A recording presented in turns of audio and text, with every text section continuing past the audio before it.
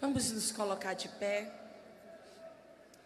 Eu quero convidar aqui o pastor Hernandes Dias Lopes. Prazer, uma honra muito grande ter o pastor conosco. Vamos orar ao Senhor para que Deus use poderosamente em nosso meio. Estenda suas mãos para cá.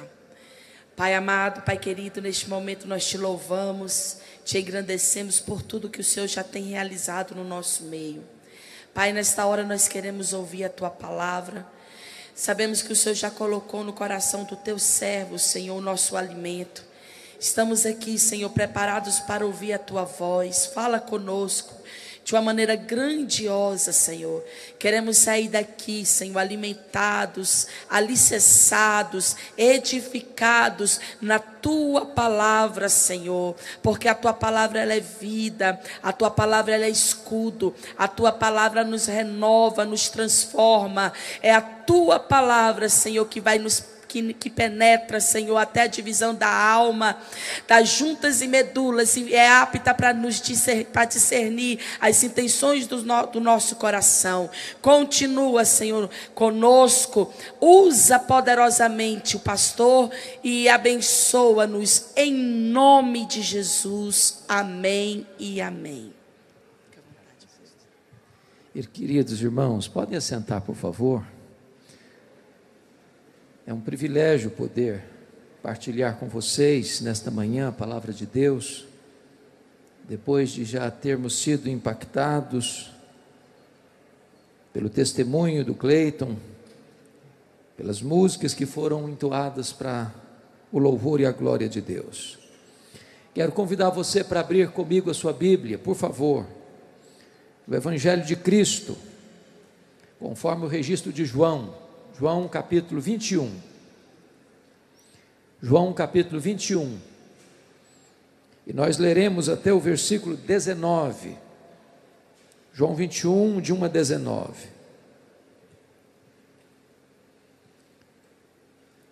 Está escrito: depois disto, tornou Jesus a manifestar-se aos discípulos junto do mar de Tiberíades. E foi assim que ele se manifestou.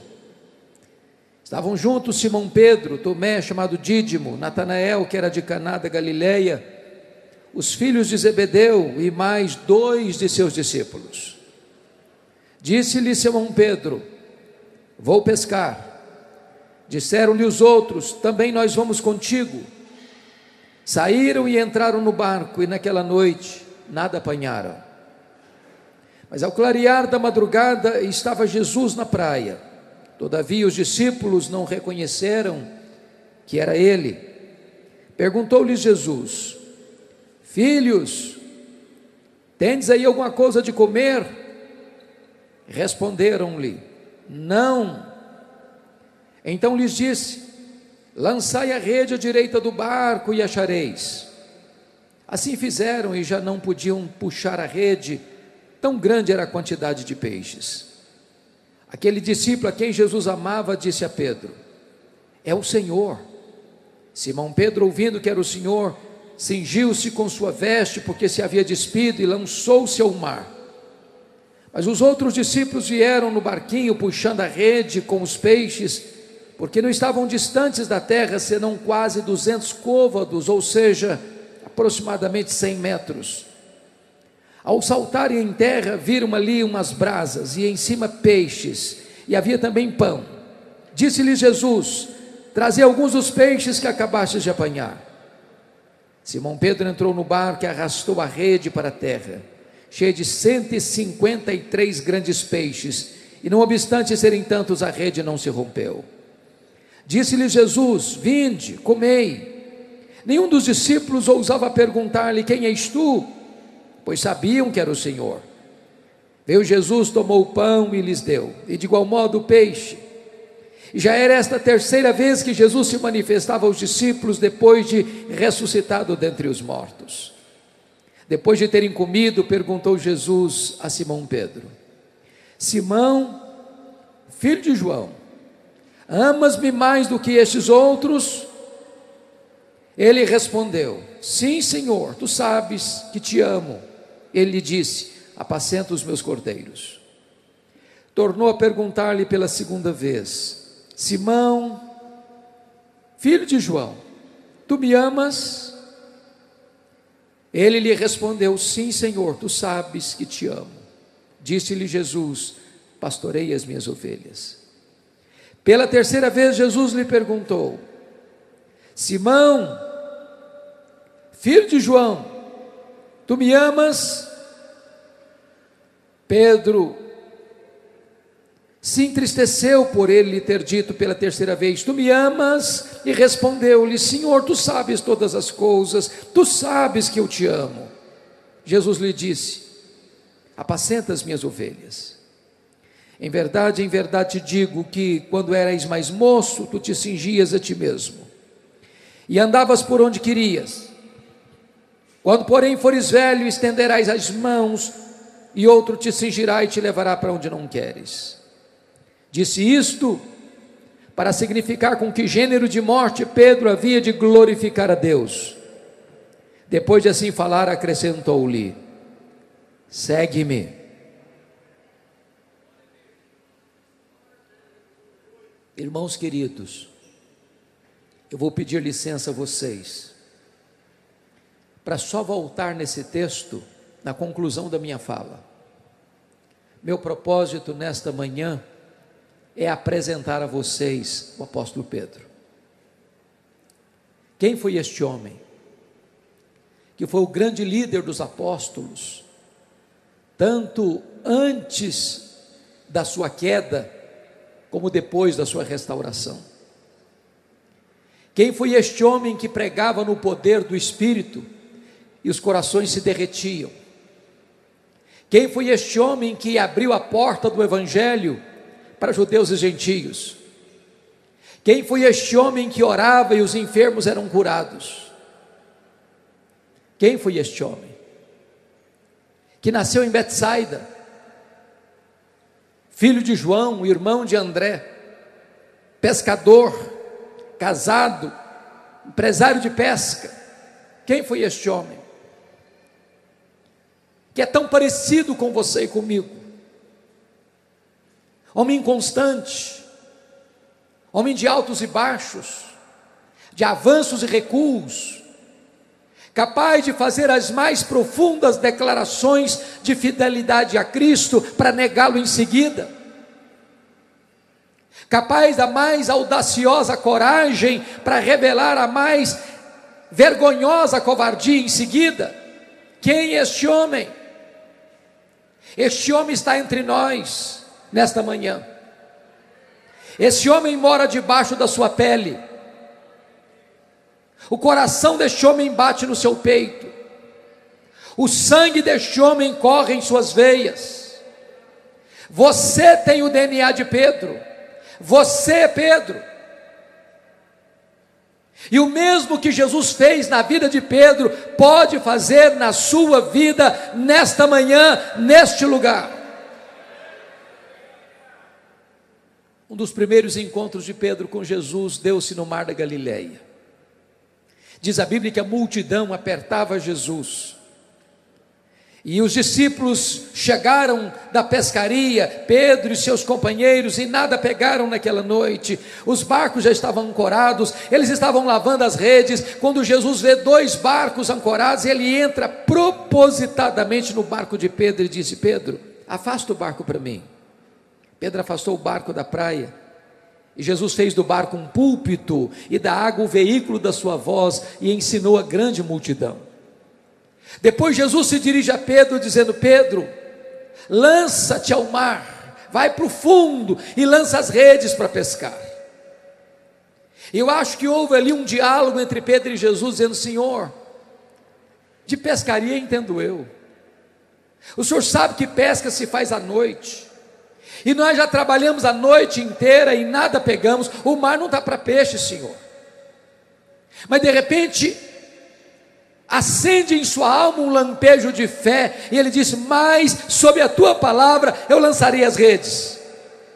E quando ele lança as redes, um cardume começa a saltar nas redes, as redes começam a romper, aquele barco não consegue comportar o resultado da pescaria milagrosa, o outro barco precisa vir. E quando Pedro percebeu que ele não estava apenas diante de um dia de sorte, ele largou para lá as redes, ele largou para lá o barco, ele largou para lá os peixes, e correu na direção de Jesus, prostrou-se aos pés de Jesus, disse: Senhor, afasta-te de mim, eu sou um pecador, eu não mereço estar na tua presença.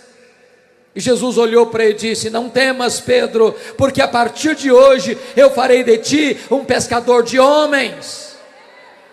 Naquele momento Pedro havia sido pescado pela rede da graça de Deus. Ele se torna um discípulo, mais tarde ele se torna um apóstolo e o líder deles. E ele caminha com Jesus, e ele escuta Jesus, e ele vê os milagres de Jesus, e ele se encanta com Jesus, até que Jesus, à luz de Mateus 16, está lá no extremo norte da Palestina, lá nas fraldas do Monte Hermon, lá na divisa com o Líbano, lá onde nasce o Rio Jordão, lá em Cesareia de Filipe. E Jesus pergunta para os seus discípulos assim: o que dizem os homens ser o filho do homem? O que o povo comenta a meu respeito? E os discípulos responderam: Senhor, uns pensam que tu és João Batista, outros pensam que tu és Elias, outros pensam que tu és Jeremias, outros pensam que tu és alguns dos profetas. Em outras palavras, Senhor, o povo não sabe quem tu és. Ainda hoje é assim. Mas Jesus se volta para os 12 e pergunta: e vós, quem dizeis que eu sou? E Pedro, que não suportava que ninguém falasse na sua frente, se levanta e diz em nome dos apóstolos: tu és o Cristo, o Filho do Deus vivo. Talvez até aguardando um elogio de Jesus. Parabéns, Pedro, você é um homem muito inteligente, você tem uma percepção muito aguçada. Parabéns por uma declaração tão clara, tão cirúrgica, tão precisa. Mas não foi o que Jesus disse para ele. Jesus disse: bem-aventurado és, Simão Barjonas, porque não foram carne e sangue quem tu revelaram, mas o meu Pai que está nos céus. Sabe o que Jesus está dizendo para Pedro? Pedro, não pensa que você sabe quem sou eu, porque você é mais espiritual do que os outros, porque você é mais inteligente do que os outros, porque você tem uma percepção mais aguçada do que os outros.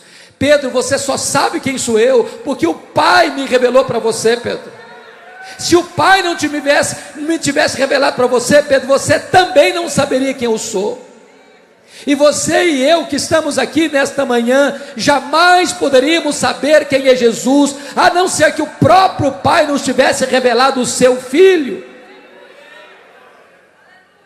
E Jesus se dirige a Pedro e diz: eu também te digo que tu és Pedro, e sobre esta pedra eu edificaria a minha igreja, e as portas do inferno não prevalecerão contra ela.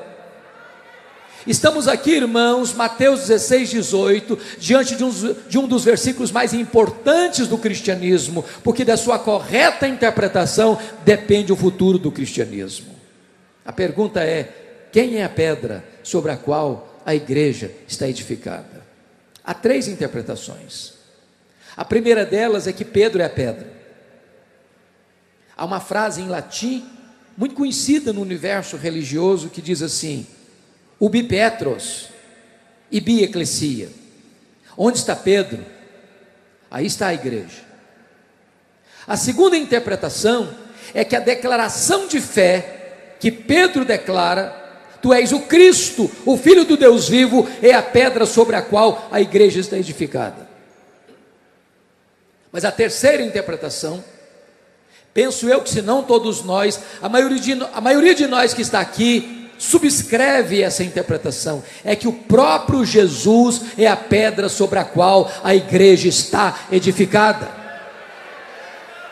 E o texto nos leva a essa interpretação, se não vejamos. Na língua grega, onde esse texto foi escrito, há uma espécie de trocadilho que não aparece no português.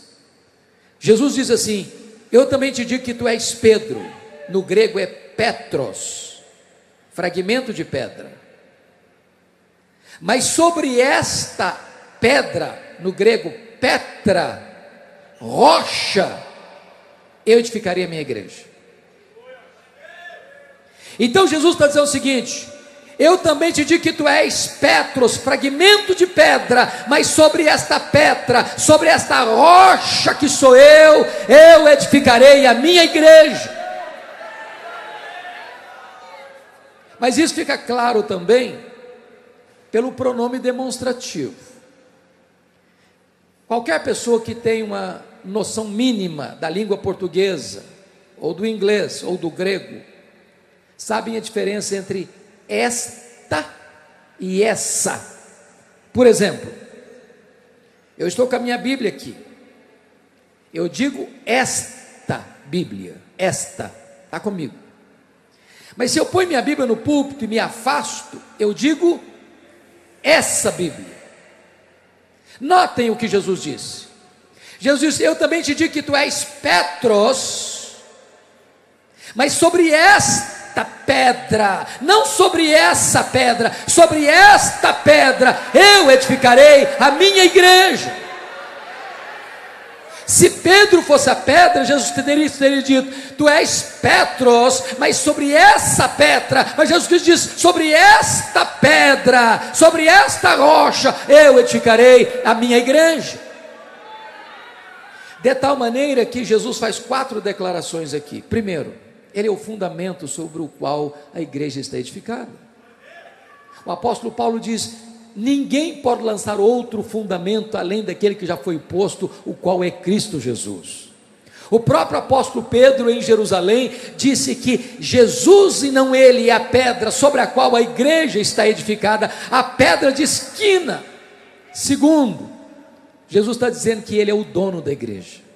Eu edificarei a minha igreja. A igreja não é sua, a igreja não é minha, a igreja não é nossa, a igreja é de Jesus. Ele nunca passou para nós uma procuração dizendo: agora a igreja é sua, faça dela o que você quiser. A igreja é dele e ele a comprou com o seu próprio sangue. Terceiro, ele não é apenas o fundamento e o dono da igreja, ele é o edificador da igreja. Ele diz: eu edificarei a minha igreja. Você e eu cooperamos com ele, mas quem faz a obra é ele. Quarto lugar, ele é o fundamento, ele é o dono, ele é o edificador, mas em quarto lugar, ele é o protetor da igreja, e as portas do inferno não prevalecerão contra ela. Louvado seja Deus!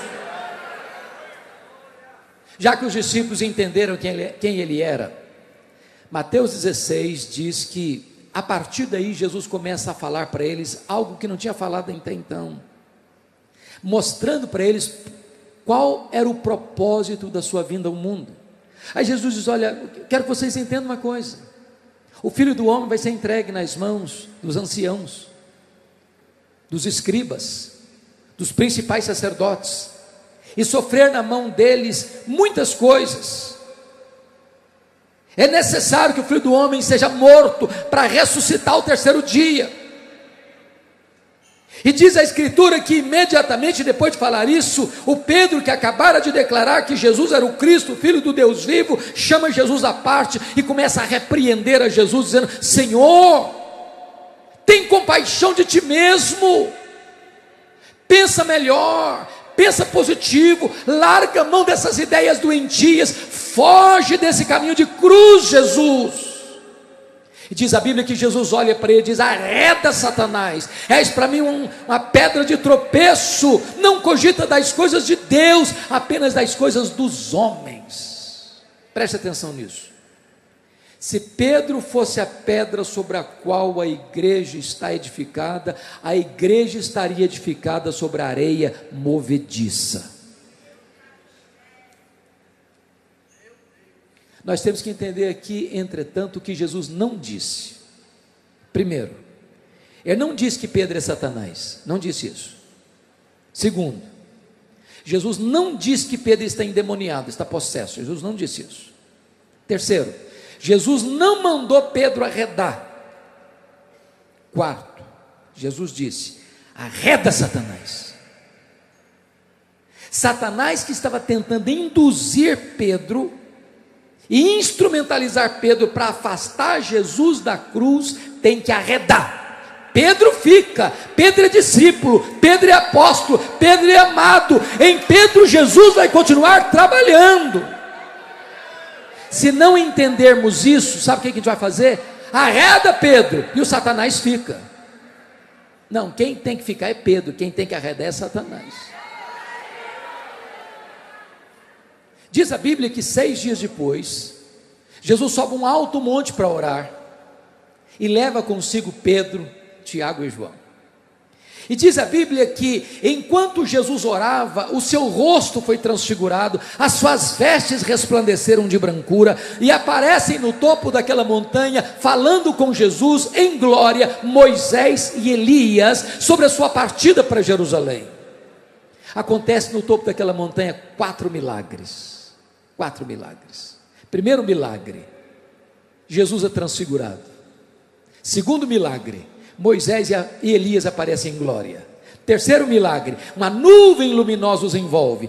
Quarto milagre, de dentro da nuvem surge uma voz divina: este é o meu filho, o meu eleito, a ele ouvi. Mas diz a Bíblia que quando Pedro vê essa cena, meio adormecido ainda, ele diz assim para Jesus: mestre, bom estarmos aqui. Vamos fazer 3 tendas, uma será tua, outra de Moisés, outra de Elias. E diz a Bíblia que ele não sabia o que estava falando. E por que ele não sabia o que estava falando? Porque estava falando uma bobagem. Naquele momento Pedro estava comparando e equiparando Jesus a Moisés e Elias, ao representante da lei e ao representante dos profetas. Mas Jesus não é apenas um grande homem entre os homens, Jesus é o próprio Deus entre os homens. Ele não tem paralelos, ele não tem comparação, ele é único, ele é absoluto, ele é singular, ele é o Rei da glória. Pedro está vendo milagres, mas não tem discernimento espiritual daquilo que é mais elementar no cristianismo, a centralidade da pessoa de Jesus. Deixa eu dizer uma coisa para você nesta manhã. Às vezes nós somos levados a pensar que se nós vermos mais milagres, nós vamos ter mais fé. Isso não é verdade. Eu vou explicar para você por que não. No topo dessa montanha tem 3 gerações representadas: a geração de Moisés, a geração de Elias e a geração dos discípulos. Quando você lê a Bíblia, você vai ver que essas 3 gerações foram as gerações que mais viram milagres. Ao mesmo tempo, você vai ver que foram as 3 gerações mais incrédulas da história.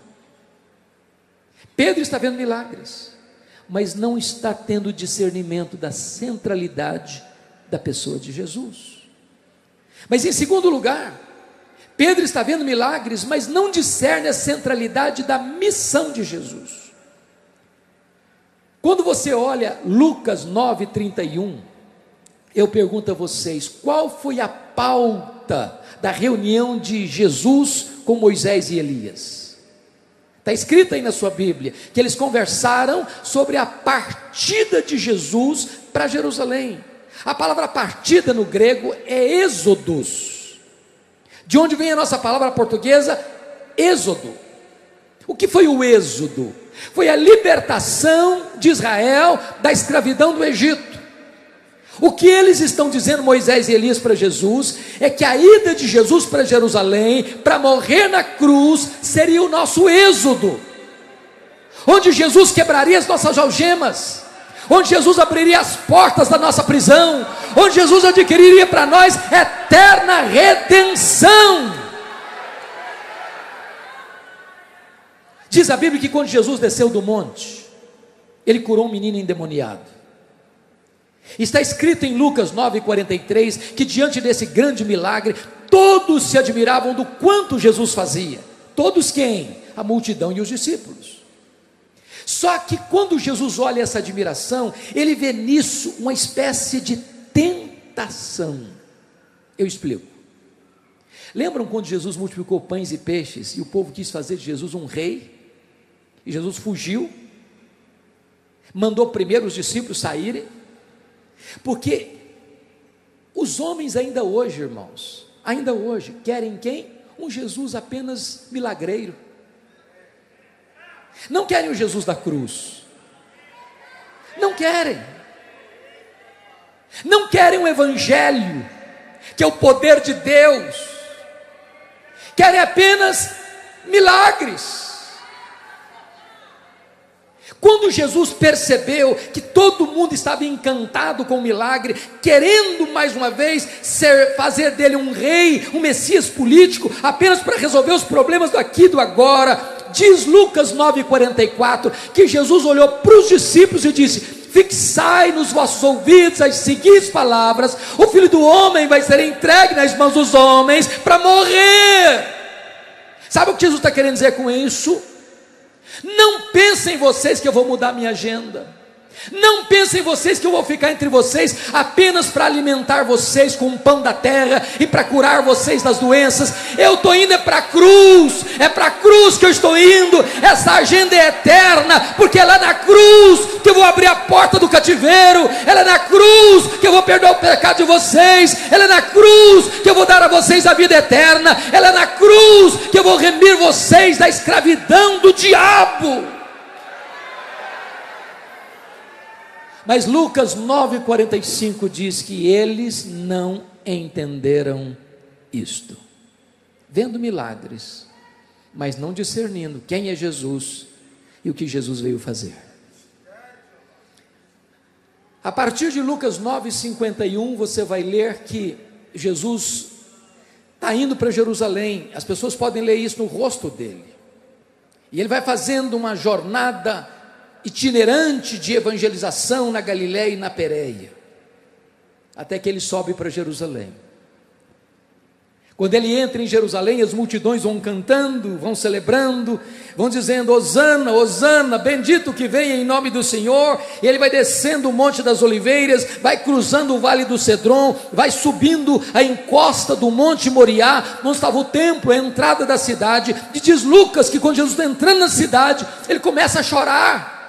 O povo canta, ele chora. Por que ele chora? Porque Jerusalém não tinha aproveitado o tempo da sua visitação, porque ele viu profeticamente que a cidade seria invadida pelos romanos, esmagada pelos romanos, e os romanos entrariam, destruiriam os muros, queimariam o templo, passaria o fio da espada homens e mulheres, e dispersaria para o mundo judeus e cristãos, na mais longa diáspora de todos os tempos, desde 70 a 14 de maio de 1948. Jesus entra na cidade. Mais tarde Jesus disse para Pedro assim: Pedro e João, vocês vão preparar para mim um lugar para eu comer a Páscoa com vocês. Preparar o cenáculo. E diz a Bíblia que eles estavam assentados ao redor da mesa, e Jesus mergulhado na sombra da cruz, oferecendo-se a si mesmo para nos resgatar da morte. E sabe qual era o papo que rolava na mesa entre os discípulos? Quem de nós é o maior? Quem de nós tem mais prestígio? Quem de nós é mais importante? Quem de nós vai ter mais projeção? E quando Jesus percebe que eles estão na contramão do seu sentimento, Jesus os choca, não com palavras, mas com atitude. Ele se levanta da mesa, se cinge com a toalha, pega uma bacia e começa a lavar os pés dos discípulos. Quando chega na frente de Pedro, eu acho que Pedro arregala os olhos e pergunta para Jesus: tu me lavarás os pés a mim? E Jesus olha para ele e diz: Pedro, o que eu estou fazendo agora você não está entendendo, você vai entender só depois. Aí Pedro radicalizou e disse: nunca me lavarás os pés, nunca, eu jamais permitirei que tu me laves os pés, eu jamais permitirei que tu te humilhes a ponto de te tornar um escravo, não, nunca. E Jesus olha para ele e diz: Pedro, se eu não te lavar os pés, tu não tens parte comigo. E aí Pedro, que era 8 ou 80, disse: então Senhor, o Senhor lava os pés, o Senhor lava as mãos, o Senhor lava a cabeça, o Senhor me dá um banho completo. Aí Jesus olha para ele e diz: Pedro, agora é você que não está entendendo. Ô Pedro, você já está limpo. Você só precisa lavar os pés. Sabe o que Jesus está querendo dizer com isso? Pedro, você já passou pelo lavar regenerador do Espírito Santo. E regeneração acontece uma única vez na vida e não precisa repetir mais. Mas você que já foi regenerado precisa constantemente ser limpo, ser purificado pela lavagem da santificação. Ali Jesus falou para ele do amor, ali Jesus falou para ele da casa do Pai, ali Jesus falou para eles do céu, ali Jesus falou para eles da segunda vinda, ali Jesus falou para eles da vinda do Espírito Santo, ali Jesus orou por eles, ali Jesus instituiu a ceia, ali Jesus cantou um hino, dali Jesus desceu para atravessar o Vale do Cedron e ir para o Jardim das Oliveiras, para o Jardim do Getsêmani. O poder está descendo, e se dirige aos seus discípulos nessas palavras: nesta noite, todos vós vos escandalizareis comigo, como está escrito: ferirei o pastor, e as ovelhas ficarão dispersas. Aí Jesus se aproxima de Pedro e diz: Pedro, Satanás vos requereu para peneirardes como trigo, mas eu orei por ti, Pedro, para que a tua fé não desfaleça, e quando tu te voltares para mim, Pedro, fortalece os teus irmãos. Aí Pedro, cheio de si, cheio de autoconfiança, disse para Jesus: Senhor, eu acho que o Senhor não me conhece bem. Senhor, eu sou um homem batuta, a corda não rói do meu lado não. Eu acho até, Senhor, que quando a coisa pegar mesmo, os outros vão te abandonar. Mas deixa eu dizer uma coisa para o Senhor: eu, Pedro, jamais te abandonarei. Estou pronto a ir contigo para a prisão e para a própria morte. Aí Jesus olha para ele e diz: Pedro, em verdade te digo que nesta mesma noite, antes que o galo cante, tu me negarás 3 vezes. E eles continuam a caminhada, atravessam o Vale do Cedron, mergulham lá no Monte das Oliveiras, no Jardim do Getsêmani, e diz a Bíblia que Jesus deixa 8 dos seus discípulos para trás, pega Pedro, Tiago e João e diz: vocês vêm comigo.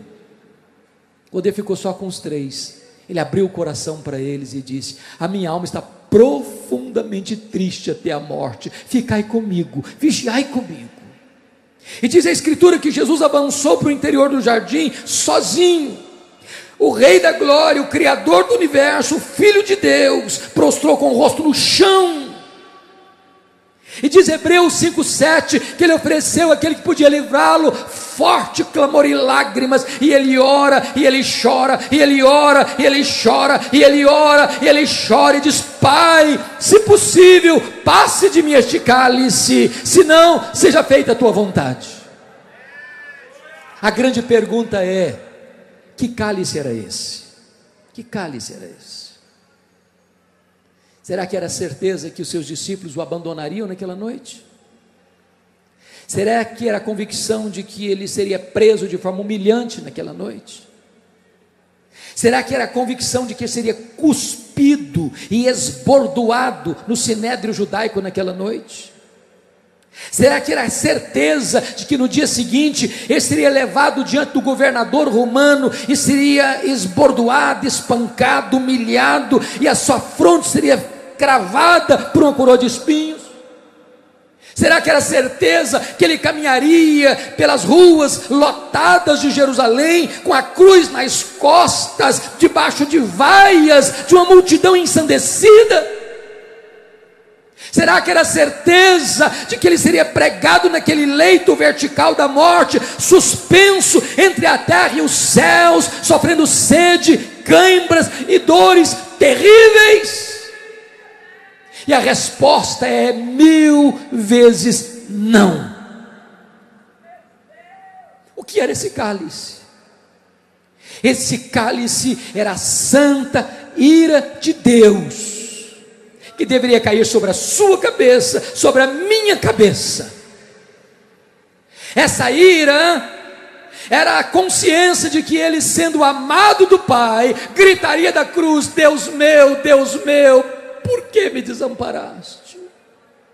Quando a Bíblia diz que agradou ao Pai moê-lo, que ele foi traspassado pelos nossos pecados, que ele foi traspassado pelas nossas iniquidades, que ele carrega no seu corpo sobre o madeiro os nossos pecados, ele sendo bendito foi feito maldição por nós, ele sendo santo, santo, santo foi feito pecado por nós, ele bebeu cada gota desse cálice. Quando ele se volta para os seus discípulos, estão dormindo, e Jesus não acorda os três, não acorda Pedro, diz: Pedro, nenhuma hora pudeste vigiar comigo? Vigiai e orai para que não entreis em tentação. O espírito está pronto, mas a carne é fraca. Aí diz a Bíblia que Jesus volta a segunda vez e prostra com o rosto no chão, e ora e chora, e ora e chora, e ora e chora, e repete as mesmas palavras. Diz Lucas que vem um anjo do céu e o consola. Ele volta para os discípulos, eles já estão dormindo. Diz Lucas que agora Jesus volta a terceira vez, e mesmo depois do consolo, a angústia é maior. Agora ele começa a suar sangue, agora ele molha o chão com as suas lágrimas e com o seu sangue. Eu chamo a sua atenção para isso, por favor, porque a grande batalha é travada no Getsemane. Você não vê Jesus mais depois do Getsemane angustiado. Não, a angústia está aqui.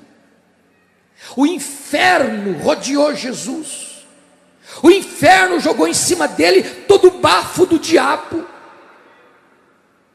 e ele lutou uma batalha de sangrento suor para salvar a sua alma, para salvar a minha alma, para nos dar vida eterna. Depois de vencer essa batalha, Jesus se levanta robusto como um rei, caminha para a coroação. Ele enfrenta a prisão, altivo, ele vai para a casa do sumo sacerdote e esbordoado, não tem mais tristeza. Ele é levado ao governador romano, ele é espancado e não tem mais tristeza. Ele caminha para a cruz e as mulheres choram, e ele diz: por que vocês estão chorando por mim? Chore por vós e por vossos filhos. Ele é pregado naquela cruz e faz da cruz um púlpito para pregar para o mundo.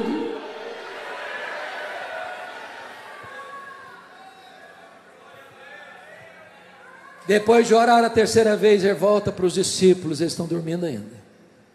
Aí Jesus dá uma balançada neles, diz: ainda dormis e repousais? Acordai, levantai, vamos-nos, o inimigo se aproxima. Pedro acordou atabalhoadamente, viu a turba chegando, pegou a espada, decepou a orelha do Malco. Jesus: guarda essa espada, Pedro. Se eu precisasse de ajuda, eu rogaria ao Pai e me mandaria mais de 72 mil anjos, mais de 12 legiões de anjos. Naquela noite Jesus é preso, e todos fogem, inclusive Pedro. Aí seguiu Jesus de longe, com medo, com covardia. Consegue, por causa da presença de João, que era aparentado do sumo sacerdote, entrar lá no pátio da casa do sumo sacerdote, onde Jesus estava sendo espancado e cuspido. Tinha um braseiro lá, a noite estava fria. Pedro se assenta de frente do braseiro, no alpendre. Aí passa uma criada, olha para ele e diz: eu sei quem é você, você é um dos dele. Diz a Bíblia lá em Mateus 26, 70, que Pedro negou, diz: eu não sei o que dizes. Aí ele sai do alpendre, sai do pátio, vai para o alpendre. Aí passa uma outra criada e comenta com as pessoas: aquele lá é discípulo dele. E Pedro diz, Mateus 26, 72, que já tinha negado, agora jura que não conhece Jesus. Eu não conheço esse homem, eu juro que eu não sei quem é esse homem. De repente, as pessoas circunstantes, talvez alguns dos soldados que prenderam a Jesus, olham para eles: o teu modo galileu de falar te condena, tu és discípulo dele sim. E diz Mateus 26, 74, que Pedro, que tinha negado, que Pedro que tinha jurado, agora começa a blasfemar, começa a falar impropérios, começa a falar palavrão, começa a blasfemar, diz: eu não sei quem é esse homem, eu não sei o que vocês estão falando, eu não conheço esse homem. Nessa hora o galo cantou. para despertar a consciência dele. Jesus cravejou o olhar nele, e diz a Bíblia que Pedro caiu em si, desatou a chorar, chorou amargamente, e saiu dali correndo, chutando as pedras no meio daqueles olivais, naquela noite. Jesus foi cuspido e espancado, Pedro não está lá. Na sexta de manhã, Jesus é levado de novo ao plenário pleno do Sinédrio, para costurar em dupla acusação contra Jesus, blasfêmia contra Deus, conspiração contra César, e Pedro não está lá. Jesus é levado na sexta de manhã diante do governador romano, e Pedro não está lá. Jesus é condenado à morte, morte de cruz, e Pedro não está lá para ajudar Jesus a carregar a cruz. Um outro Simão tem que ajudá-lo. Às 9 horas da manhã da sexta-feira, Jesus é pregado na cruz, e Pedro não está lá. 6 horas de cãibras, de dores, de sede, e Pedro não está lá. Jesus morre às 3 da tarde, e Pedro não está lá para lhe dar um sepultamento digno. É preciso que 2 membros do Sinédrio, José de Arimateia e Nicodemos, façam isso. Jesus é sepultado na boca da noite, e Pedro não está lá. Domingo de manhã, as mulheres vão ao sepulcro levar perfumes. Uma surpresa: o túmulo está aberto, a pedra está rolada, o túmulo está vazio. E o anjo pergunta às mulheres: o que é que vocês vieram fazer aqui? Procurar entre os mortos aquele que está vivo? Ele não está mais aqui não, ele ressuscitou. E o anjo diz para as mulheres: eu tenho uma mensagem para vocês. Ide, dizei aos seus discípulos e a Pedro, que ele vai adiante de vós para Galiléia, lá o vereis, como ele vos disse. Eu pergunto a vocês, por que a menção do nome de Pedro? Ele não era discípulo?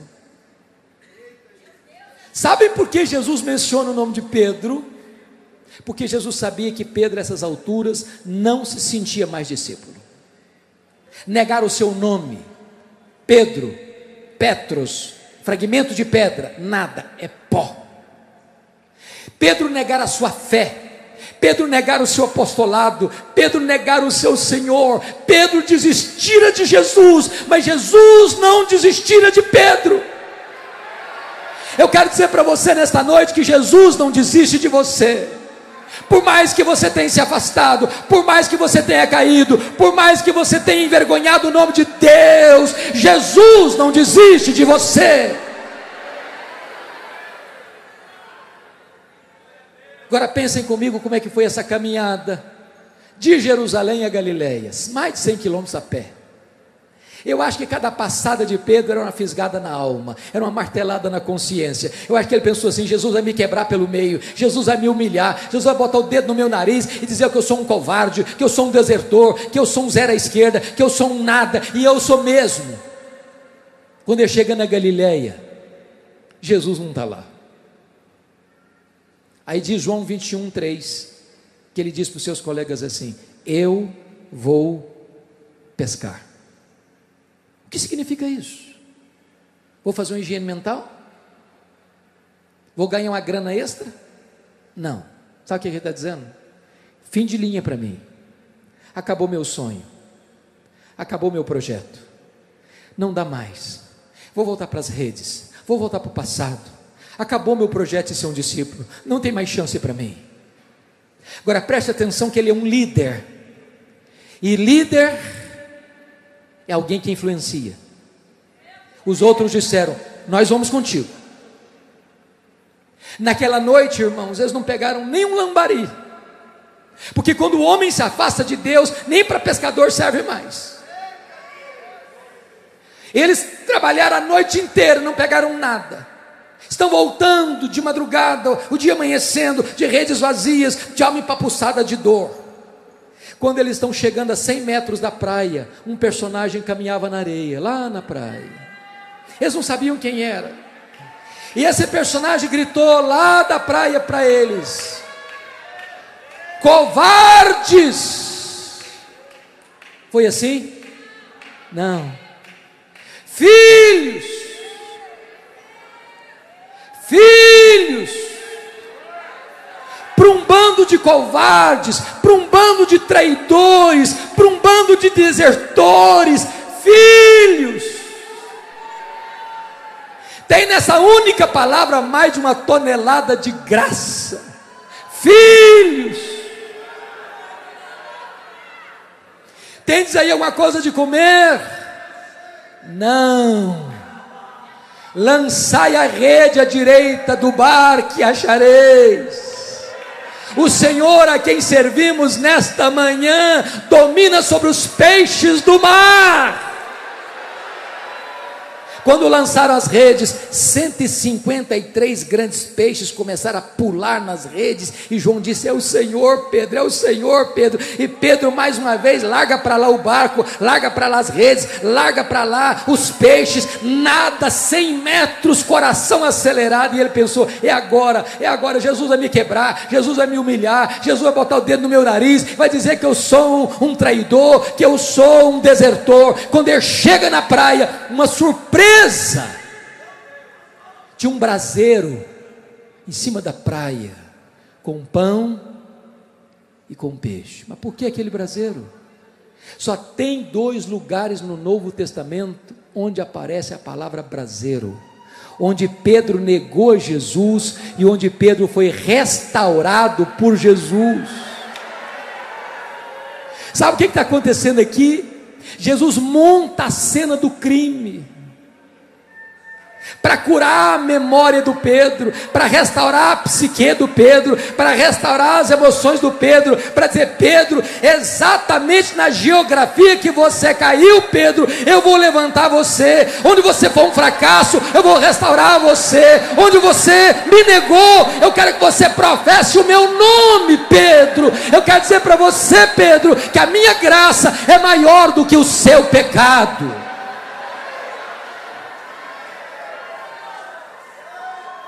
Diz a Bíblia,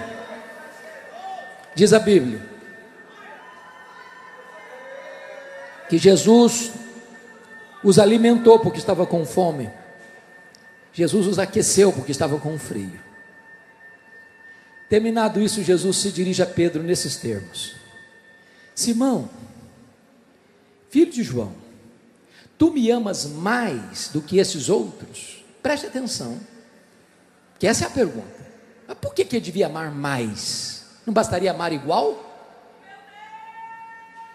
Por que Jesus faz essa pergunta? Porque lá atrás Pedro havia dito assim: Senhor, ainda que todos te abandonem, eu jamais. Sabe o que Pedro tinha dito para Jesus lá atrás? Eu te amo mais do que os outros, Jesus. Eu sou mais espiritual do que os outros. Jesus está perguntando para Pedro: Pedro, você ainda pensa a mesma coisa a seu respeito? Você ainda pensa que você é melhor que os outros? Você ainda pensa que você é mais espiritual do que os outros? Você ainda acha que você me ama mais que os outros? Pedro respondeu: Senhor, tu sabes que eu te amo. Aí Jesus perguntou a segunda vez: Simão, filho de João, tu me amas? Agora não pergunta se ama mais não, só pergunta se ama. Sim, Senhor, tu sabes que eu te amo, então pastoreia as minhas ovelhas. Aí Jesus pergunta a terceira vez: Simão, filho de João, tu me amas? Aí o Pedro se entristeceu por Jesus ter perguntado a terceira vez: tu me amas? E disse: Senhor, tu sabes todas as coisas, tu sabes que eu te amo, então apacenta as minhas ovelhas. Pergunto a vocês: por que Jesus Cristo perguntou para Pedro 3 vezes? Porque Pedro negara 3 vezes. Sabe o que significa isso? Jesus está dizendo para Pedro: Pedro, para cada queda sua, Pedro, tem uma dose suficiente da graça para restaurar você, Pedro. Para cada queda sua, Pedro, tem restauração para você. A graça é suficiente, Pedro.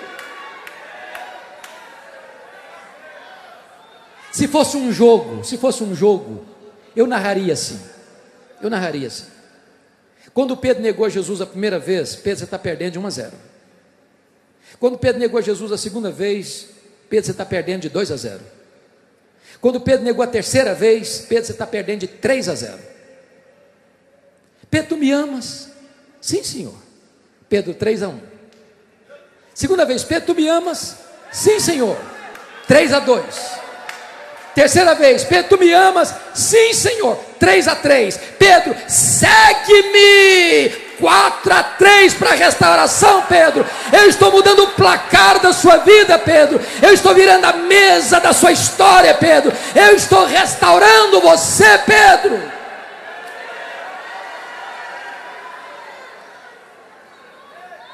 Agora preste atenção, irmãos.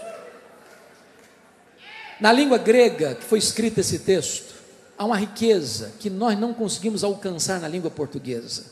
E eu explico. Vocês sabem que haviam 4 palavras distintas no grego para amor. 2 delas são citadas nesse texto. 2 verbos. O verbo agapau, da palavra ágape, que é amor sacrificial, é amor que dá vida pelo outro. E o verbo filéu, de filia, de amizade, de gostar. Quando Jesus pergunta para Pedro a primeira vez, ele usa o verbo agapau. Jesus pergunta assim: Petros, agapas-me? Tu me amas com amor ágape? Tu me amas com amor sacrificial? Tu me amas a ponto de dares a tua vida por mim? Pedro responde outra coisa. Pedro responde a pergunta com o verbo agapau, com o verbo filéu, só de gostar. Ele respondeu: não, Senhor, eu não te amo com amor ágape, eu não tenho coragem da minha vida por ti, eu só te amo como amigo, filocê, eu só gosto do Senhor. Aí Jesus pergunta a segunda vez, do mesmo jeito: Petros, agapas-me? Tu me amas com amor ágape? Tu me amas a ponto de morreres por mim? Pedro respondeu do mesmo jeito da vez anterior: não, Senhor, eu não tenho coragem de morrer por ti, eu não tenho coragem de dar minha vida por ti, eu só gosto do Senhor, filocê. Por que Pedro ficou triste a terceira vez? Porque Jesus mudou a pergunta. Jesus agora faz a pergunta usando o mesmo verbo que Pedro estava usando na resposta. Então Jesus pergunta a terceira vez para ele assim: Petros, fileis-me? Tu gostas de mim? Então pelo menos. Ele ficou triste e respondeu: Senhor, tu sabes que eu te amo. Filocê, eu só gosto do Senhor mesmo, só isso. Lição aprendida. Quando Pedro, confiando em si, disse que estava pronto a dar a vida por Jesus, ele negou Jesus. Mas quando humildemente ele reconheceu que não tinha poder nele mesmo para morrer por Jesus, Jesus o capacitou a dar a sua vida por ele. Agora notem, irmãos, que Jesus não restaura apenas a vida de Pedro, Jesus restaura também o ministério de Pedro. Apacenta os meus cordeiros, pastorei as minhas ovelhas, apacenta as minhas ovelhas. Queridos pastores, eu fico pensando, se nós estivéssemos numa comitiva ou numa comissão de restauração de Pedro e do ministério dele, o que nós faríamos? Talvez nós disséssemos em Pedro: você vai ficar 1 ano de banco, você aprender. Ou talvez nós disséssemos: Pedro, nós vamos passar para você 10 livros de teologia para você ler, estudar, fazer um resumo e nos entregar. Ou talvez nós dissessemos: Pedro, você precisa frequentar um analista, um psicólogo cristão, um conselheiro, porque você está com a cabeça muito confusa, para você melhorar o seu performance emocional. Jesus não fez nada disso. Só pergunta uma coisa: tu me amas? Tu me amas? Tu me amas? Porque se você ama Jesus, tem esperança para você. Se você ama Jesus, você está qualificado para pastorear e apacentar as ovelhas de Jesus. A partir daqui, irmãos, Pedro é um homem de oração. A partir daqui, Pedro é um homem cheio do Espírito Santo. A partir daqui, Pedro é um pregador ungido, que prega e os corações se derretem. A partir daqui, Pedro não teme mais açoite, Pedro não teme mais cadeia, Pedro não teme mais autoridade, Pedro não teme mais a morte. A partir daqui, Pedro ora pelos enfermos, eles são curados. A partir daqui, Pedro é um homem poderosamente usado nas mãos de Deus. Agora eu vou encerrar, convidando você para examinar comigo o verso 18. Aí Jesus diz assim para ele: em verdade te digo que quando eras mais moço, tu te cingias a ti mesmo e andavas por onde querias. Quando, porém, fores velho, estenderás as mãos e outro te cingirá e te levará para onde não queres. O que Jesus quis dizer com isso? Ele explica no verso 19: disse isto para significar com que gênero de morte Pedro havia de glorificar a Deus. Todos vocês sabem, irmãos, o que aconteceu no dia 17 de julho do ano 64 da era cristã. A cidade de Roma foi incendiada. 70% da cidade foi destruída. Dos 14 bairros de Roma, 10 deles foram devastados pelas chamas. Os historiadores dizem que foi o próprio imperador Nero que botou fogo em Roma. Só que os 4 bairros restantes, densamente povoados por judeus e cristãos, dão a Nero um álibi para botar a culpa do incêndio de Roma nos crentes. Começa uma matança generalizada, uma chacina. Os crentes eram crucificados, faltou madeira para fazer cruz. Os crentes eram amarrados nos postes e queimados vivos para iluminar as noites de Roma. E nessa perseguição, Pedro e Paulo foram apanhados. Paulo era cidadão romano. Se fosse hoje, diríamos que ele tinha direito a cela especial. Foi condenado à morte, mas uma prisão rápida, foi degolado. Não tem sofrimento. A espada passou, acabou o sofrimento. Mas Pedro era um cidadão comum, e a pena capital para os romanos, para o cidadão comum, era a morte de cruz. Até que chegou o dia, já velho, Pedro é levado para o patíbulo, para ser executado, para ser crucificado. Aqui a Bíblia cessa a informação, mas a história nos ajuda. Dizem os historiadores que quando foram crucificar Pedro, ele disse para os seus executores: eu não sou digno de morrer como meu Senhor morreu, crucifiquem-me, mas crucifiquem-me de cabeça para baixo. E com esse gênero de morte, ele glorificou a Deus. Agora eu chamo a atenção dos meus irmãos nesta manhã, já começo de tarde, que foi depois de explicar para Pedro que ele morreria crucificado na sua velhice, é que Jesus disse para ele: segue-me, segue-me. Não é segue-me para a riqueza, não é segue-me para o sucesso, não é segue-me para os aplausos do mundo, segue-me para a morte, segue-me para o sacrifício, segue-me para o martírio, segue-me para a cruz. É preciso que você e eu entendamos isso ainda hoje, é que a cruz precede a coroa, e o sofrimento precede a glória, porque a nossa leve e momentânea tribulação vai produzir para nós eterno peso de glória, acima de toda comparação. Para ser discípulo, tem que negar a si mesmo, tem que tomar a sua cruz, e tem que seguir o crucificado. Mas eu encerro com as palavras do próprio Pedro. Se você puder abrir sua Bíblia aí comigo, por gentileza. É importante entender o que ele sentiu na hora de morrer. Está lá na segunda carta dele, segunda carta de Pedro, capítulo 1, versos 14 e 15. E eu encerro aqui. Pedro está na antessala do seu martírio. E ele diz assim: certo, versículo 14, certo de que estou prestes a deixar o meu tabernáculo, ou seja, estou prestes a deixar o meu corpo, estou prestes a morrer.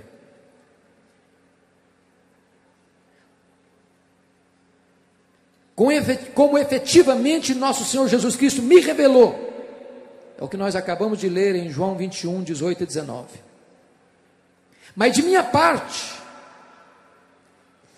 preste atenção, esse homem está morrendo, está velho, está indo para a cruz. Mas de minha parte, eu não vou pedir autocomiseração, piedade para mim. Não vou levantar uma bandeira contra o governo que vai me matar. Mas de minha parte, esforçar-me-ei.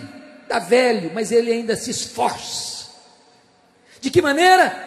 Diligentemente, por fazer que a todo tempo, mesmo depois da minha partida, mesmo depois da minha morte, conserveis lembrança de tudo. Sabe o que ele está dizendo? O importante não é o evangelista, o importante é o evangelho. O importante não é o pregador, o importante é a pregação. O importante não é o mensageiro, o importante é a mensagem. O mensageiro morre, a mensagem continua. O pregador morre, o evangelho prossegue. O pregador morre, mas a palavra de Deus é eterna. O pregador morre, mas a palavra de Deus vai continuar ecoando nos ouvidos e nos corações. Oh, irmãos, que Deus nos ajude a não nos envergonharmos do Evangelho, porque o Evangelho é o poder de Deus para a salvação de todo aquele que crê. É hora de você e eu abraçarmos este Evangelho robusto, viril, maiúsculo, e vivermos de modo digno daquele que morreu por nós e ressuscitou para termos vida eterna. Eu quero orar com você, eu quero orar por você. Hoje Deus está aqui para restaurar a sua vida, Deus restaurará seu ministério. Nós temos muito espaço aqui na frente. Se você tiver liberdade de sair da sua cadeira e vir aqui à frente, nós vamos orar juntos, em nome do Senhor Jesus. Pode levantar e vir, vamos orar juntos, pedir que Deus restaure a nossa sorte. Pode vir. Deus está neste lugar. Deus está aqui para curar a sua alma. Deus está aqui para restaurar o seu coração. Deus está aqui para dizer para você que já foi tão usado nas mãos de Deus e já estarilhou as armas, já acha que não tem mais jeito. Deus está aqui hoje para restaurar o seu ministério. Deus está aqui hoje para levantar você, encher você do seu poder e usar poderosamente a sua vida.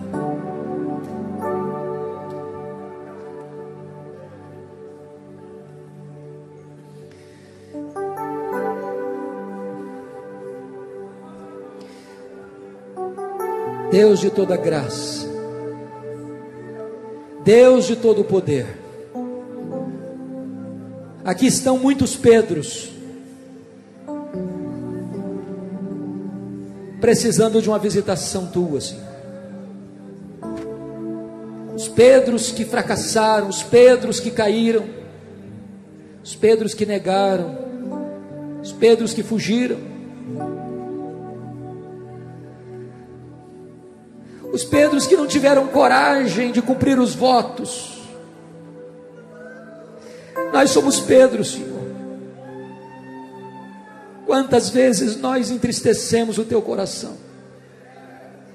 Quantas vezes nós pecamos contra ti? Restaura nossa alma nesta tarde, Senhor. Visita o teu povo, Senhor. Levanta-nos. Perdoa-nos, dá-nos uma nova chance, Senhor. Tu és o Deus da segunda oportunidade, dá-nos uma outra chance, Senhor. Cura nossa infidelidade, reacende em nosso coração o amor por Jesus, e restaura a nossa vida, e restaura o nosso ministério, e enche-nos do poder do Espírito Santo, e usa-nos na tua obra, e se preciso for, Senhor, capacita-nos a morrer por ti. Eis-nos aqui, Senhor. Eis o teu povo, eis as tuas ovelhas, eis a tua igreja, eis a tua noiva, eis a menina dos teus olhos. Visita a tua vinha, Senhor, e restaura-nos. para a glória do teu nome, em nome de Jesus. Aleluia. Aleluia. Dê um abraço gostoso em quem está perto de você.